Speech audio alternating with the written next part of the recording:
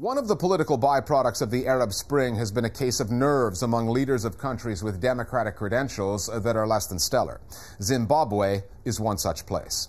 The government in Harare is so concerned these days that 3 months ago it prosecuted 6 of its citizens for simply gathering and screening video of news coverage of the Arab revolutions. This is a story about change that has not happened. It's been more than 3 years now since Robert Mugabe's Zanu PF party and Morgan Tsvangirai's Movement for Democratic Change signed a power-sharing deal that promised wide-scale reform of the country's media. Zimbabweans, starved of information and still getting a steady diet of pro-Mugabe propaganda, continue to work on new ways to circumvent official censorship.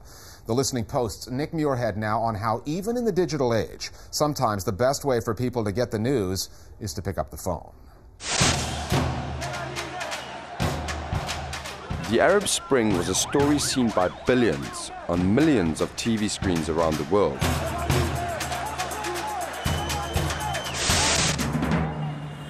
But in Zimbabwe, simply following that story could land you in jail.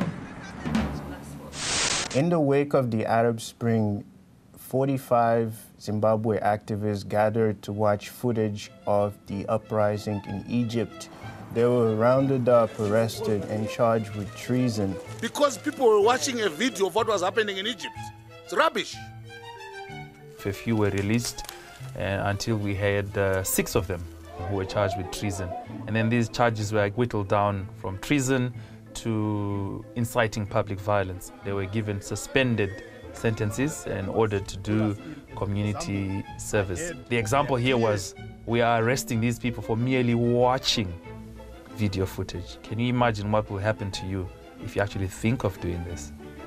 These are citizens of this country who are exercising that right to celebrate and be happy. After the 2008 election, Robert Mugabe's Zanu PF and Morgan Tsvangirai's Movement for Democratic Change, the MDC, agreed to share power.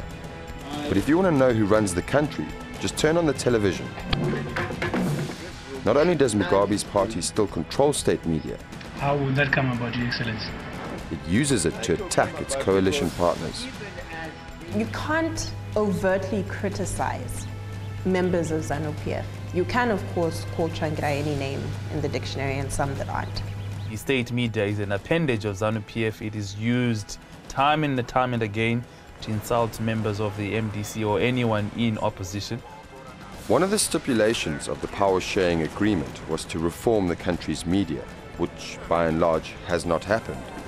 The MDC called for new broadcasting licenses to be issued to contest the one-sided message on state-run media.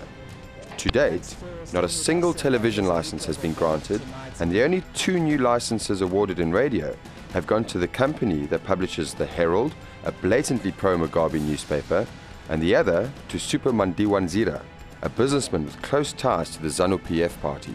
The agency that is in charge of awarding licenses is a government-appointed agency that is highly controversial. In 2010, they were appointed irregularly and unilaterally by the Minister of Information, who was a Zanu PF minister. The Broadcasting Authority began to issue broadcasting licenses, and only then did the MDC wake up and start complaining about the unconstitutionality of the Broadcasting Authority's members. I will not agree to an election unless reforms, as I agreed, have been implemented. You are tuned into Zimbabwe Community. Radio has a strong tradition in Zimbabwe, as does the tradition of the spoken word, information being disseminated by word of mouth, and it spreads quickly. European settlers were so taken by the speed at which news traveled across the African plains that they called that word of mouth the bush telegraph. And in Zimbabwe today, that history is repeating itself, but with new technology. Freedom Phone is a project that came out of the constrained media environment in Zimbabwe. We built the platform to provide ourselves with an additional tool that we could use to reach out to mobile phone users. We find in Zimbabwe that we have difficulty getting power, we have difficulty accessing internet, but the one thing everybody in Zimbabwe has is a mobile phone. So, with Freedom Phone, what you do is it's based on IVR, interactive voice response. So you call in and you get a menu, and in these menus you can get Shona, English, Ndebele. and you get information on those menus. The important feature of Freedom Phone that distinguishes it is the fact that it focuses on voice.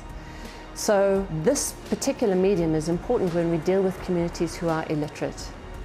In any society, knowledge is power, but Zimbabwe's economic reality can make knowledge prohibitively expensive. To make a call, 1 minute is 23 cents.